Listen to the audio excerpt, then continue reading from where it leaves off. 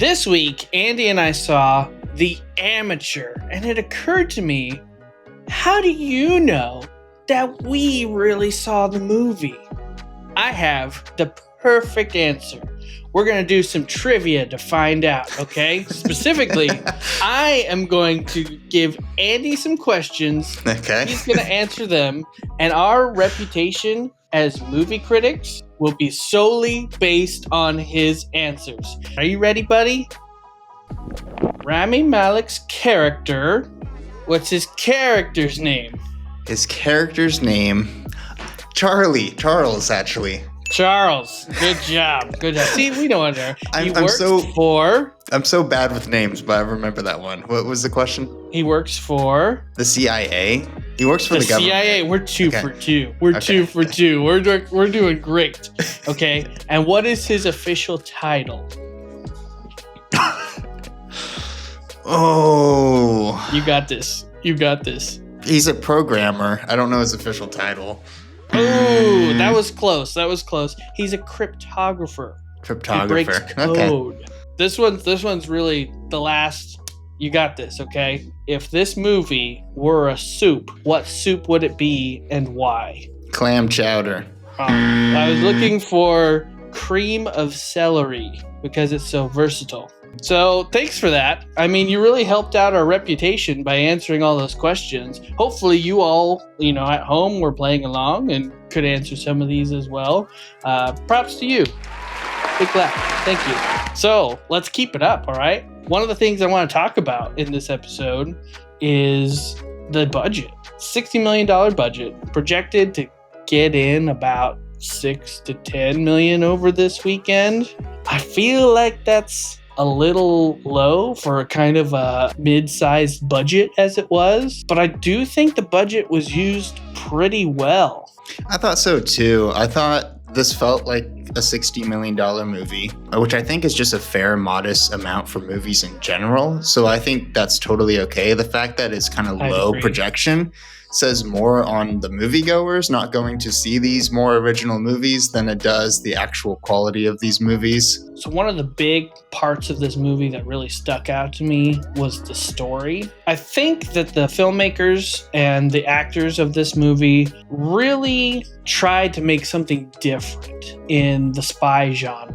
We've seen movies before. You guys wouldn't see this. We didn't make a video on it. But we did go see Black Bag, which is also a kind of different take on the spy genre.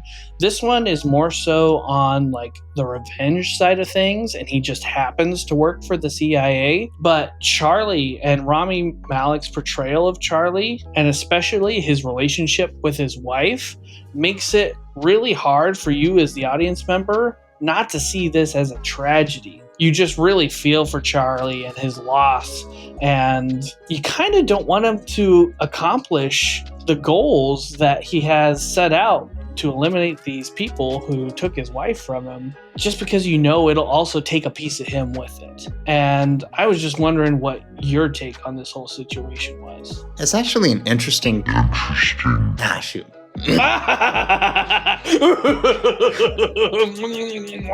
Yes. Out of fairness, that stays in the video.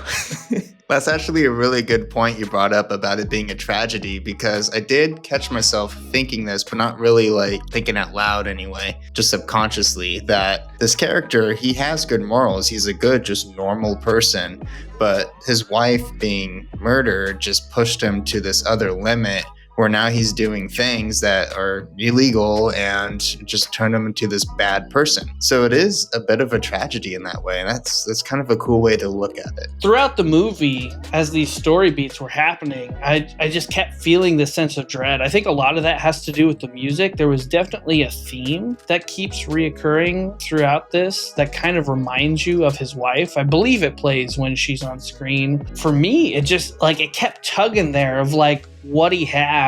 And one of the lines that he says in the movie is somebody's asking him why don't you just go home? Why don't you just go back? And he's just because she's not there. And you just feel the pain and the heartbreak just from the beginning. Oh, it was very prominent. That wound just kept being reopened throughout the movie for me. That does lead me into my next point, though, which is about the pacing of this movie. I did think that this was a low point for me just because we were getting towards mid-movie and one of his targets was eliminated. And I had this thought to myself where I was like, oh man, we got 3 more of these people to go. Oof, this is gonna either they're gonna like speed past them or this is gonna take a while. The movie's only like an hour and a half or so, 2 hours, 2 hours, somewhere in there. It really dragged on from the middle for me. So much so that I was just kind of waiting for the end. It got a little boring. What did you think about that? The pacing in general? Yeah, I thought the pacing in the beginning I felt was a bit slow. I felt like there were some scenes that could have been left out and would have been fine. In fact, it felt like at moments in this movie, there were some trimming that did happen to cut down on this movie's length because there were some transitions that felt a little awkward. I didn't mind the movie length. I just felt like the beginning pacing needed to speed up or have some parts cut in there. I'm the opposite. I thought the beginning was great. I literally up until that midpoint, that's where I started to see like events happen a lot longer in between each other. I did have the thought afterwards too of like, this is based off of a 1981 novel.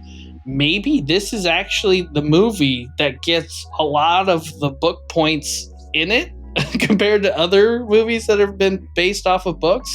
Maybe that's it, and it's just not as exciting on screen as it is on paper. I don't know, but that's just kind of where my brain was going. I was like, oh yeah, this is kind of based off of a book. Maybe book readers will enjoy it a lot more. So if you read the book and you liked it, watch the movie, comment down below. Let us know what you thought it was compared to the novel. A lot of times when something is based on a book, there's just a more intricate detail level within the capture on screen that you don't normally get when a story is written just for movie or for television.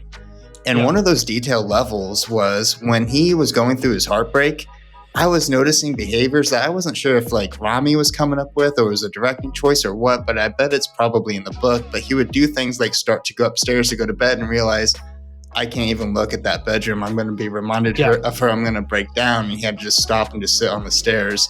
At times, they showed him out in the field in his yard, just staring up at the sky because he just felt lost. I'm like, that's how a normal person would behave in that situation.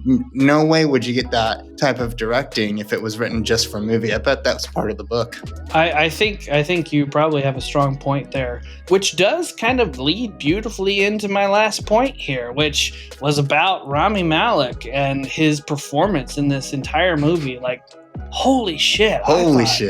His performance was it blew me out of the water right from the get-go. Like, you immediately feel this just tight and intimate connection with his wife. And then when she's taken away, like, his grieving and his process through all of that. You're talking about the stair moment. Like, immediately in my brain, I go back to when he got her suitcase back and he's just like holding her clothes and her stuff and he's smelling, just trying to be there. And then he just kind of crumples over onto the bed and just sobs, just like loudly just sobs. And I was like, oh my God. What were your thoughts about Rami's performance? I thought this was his best performance to date out of all the stuff he's done. And I actually quite enjoy his performances already. In the very beginning, I was kind of catching some Rami mannerisms. He has some eye things that he likes to do. He does. But there's even it's super small detail, but there's like a freaking 3-second shot in the very beginning of him driving to work and his head movements looking in the car as if like he's driving and thinking at the same time looked really realistic. I know it's super minor, but I'm just like, that guy thought about that 3-second, totally passive scene and really nailed it. That's the type of level of energy he put into this performance. There's kind of a Rami Malek adjacent movie coming out in a couple weeks with Until Dawn. Maybe there'll be a cameo. I'm kind of excited, but that's also one of my favorite performances by Rami. So I'm going to bet no. Place your bets down in the comments. Do you think he's going to show up in Until Dawn? I'm going to say no.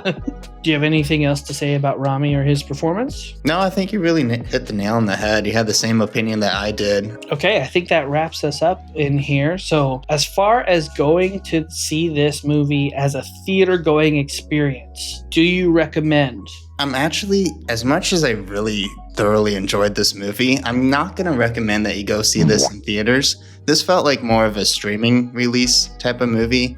I don't think there's anything sound-wise or visually compelling enough to go see it in theaters. But with that said, I do think it's a really good movie overall. Once again, proven that we're just so alike in our reasoning. I feel the same way. Definitely something that can be saved for streaming. If you really want to go support your theater, which I do think you should do, you can go see this movie. You won't have a bad time. Ultimately, it is going to be something that's a lot more comfortable to watch at home. I think it's time to give our ratings. I'm going to go first this time. I do think this was a good movie. I don't think it was an excellent movie. My personal opinion is that this is a 6 out of 10. I really enjoyed Rami's performance, but outside of him, there wasn't really anything to really go tell anybody about. The story itself was pretty good. I personally was let down by the end, not having read the novel. I see where it's coming from, but that's just not how I would have ended the movie in particular. What were your thoughts, Andy? I score this movie an 8 out of 10, a little bit higher than you. Oh, wow. Yeah, I know. I was kind of surprised by it too. When I look at like the cinematography and the soundtrack, like they do a lot of good things really well. Where it fell short was I felt the story was in general, it's standard spy movie script. So that just took middle of the pack for me. But as far as like the visual effects go and the cinematography, things like that, like it scores high in a lot of those categories. So it compensated for a lot of the where it falls short in this movie. And with that, that's our review. Thank you for being here. Thank you for commenting, and subscribing and helping us get to 10K. That was pretty cool. We got to 10K subs. So again, thank you very much. And remember, we've just been two regular dudes doing regular reviews.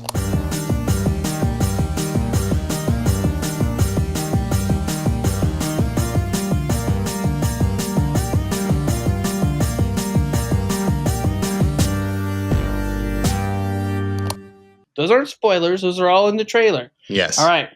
And for so I could just watch the trailer and I would know the answer to the Shut up. We're totally For credible. the most important